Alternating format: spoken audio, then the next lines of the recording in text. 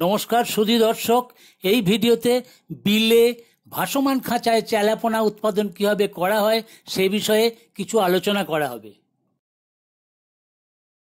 এই কাঠামোটির মধ্যে 9টি ভাসমান খাঁচা রাখা হয়, কিন্তু পুরো কাঠামো যাতে অন্যত্র ভেসে চলে না যায় সেজন্য দুটি বিষয়ের ওপর ধ্যান দেওয়া অত্যন্ত জরুরি। 1 নম্বর, কাঠামোর 4 কোণে 20 কেজি ওজনের 4টি লোহার নোঙর অথবা বালি, ইট, পাথর ভর্তি বস্তা নাইলন রশিতে বেঁধে তলার মাটিতে ঝুলিয়ে দিতে হয়। 2 নম্বর, দুটো লম্বা মোটা নাইলন রশি দিয়ে বিলের বাঁধে বাঁশ পুঁতে তার সাথে বেঁধে টানা দিতে হয়।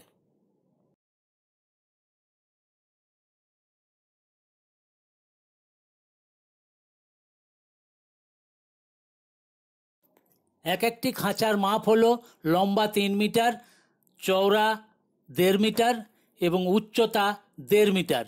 ক্ষেত্রফল হলো 4.5 বর্গমিটার। খাঁচা জলের মধ্যে ডোবানো থাকে 1.2 মিটার। জালের নিচের দিকে একটি জায়গায় জাল খোলা বন্ধ করার ব্যবস্থা রাখা হয় মাছ বের করার জন্য। তবে মাছ ছাড়ার আগে এই মুখটা নাইলন দড়ি দিয়ে ভালো করে বাঁধা হয় যাতে মাছ পালাতে না পারে। জলে রাখার পূর্বে খাঁচাটি ভালো করে চেক করা হয়, কোথাও ফুটো ফাটা আছে কিনা সব দেখা হয়, তারপর এটাকে নিচে নামানো হয়। এখানে দেখানো হয়েছে লোহার কন্ডুইট পাইপের ব্যাস 20 মিলিমিটার 16 গেজের।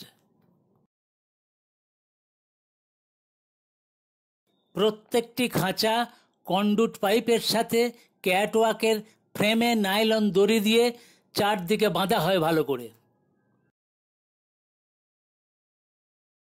এই জায়গাটা হলো মাছকে খাবার দেওয়ার জন্য জাল খোলা বন্ধ করার ব্যবস্থা।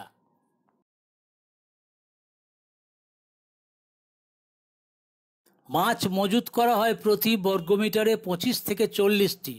সুতরাং 4.5 বর্গমিটার খাঁচাতে মোট 112 থেকে 180 পিস ছাড়া হয়। খাঁচাতে 10 থেকে 20 গ্রাম ওজনের মাছ ছাড়া হয়। আলাদা আলাদা খাঁচায় রুই, কাতলা, মৃগেল ছাড়তে হয়।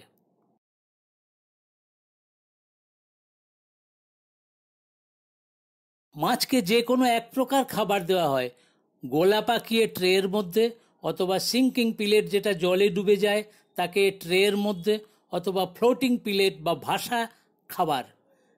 ভাসা খাবারটা হলো বেস্ট খাবার।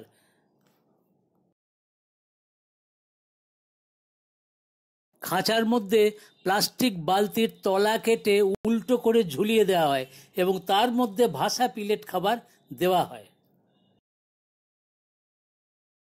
মাছ এই 2 মুখ খোলা বালতির নিচে দিয়ে ঢুকে ভাসা পিলেট খাবার খায়। এতে খাবার জালের ফাঁক দিয়ে বাইরে চলে যেতে পারে না। মাছকে প্রতিদিন ভাসা খাবার দিতে হয় মাছের মোট ওজনের 3 থেকে 5% হারে।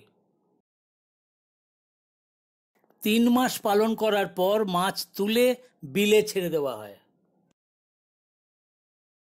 খাঁচা তোলার সময় একটা দিক তুলে ক্যাটওয়াকের ওপর রাখা হয়, অন্য দিকটা ডাউন থাকে বলে সব মাছ সেদিকে জলের মধ্যে থাকে। এতে 4-5 জন লোক লাগে মাত্র। তারপর হ্যান্ড নেট দিয়ে মাছ বের করার জায়গা দিয়ে মাছ সব বের করে নেওয়া হয়।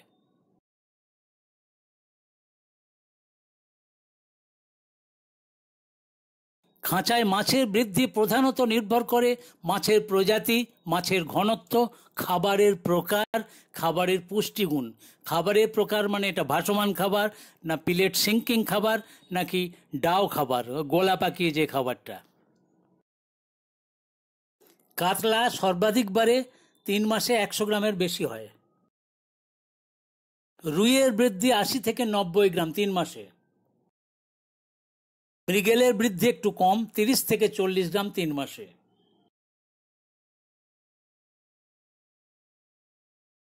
ভিডিওটি ভালো লাগলে সাবস্ক্রাইব, লাইক, কমেন্ট ও শেয়ার করে দেবেন।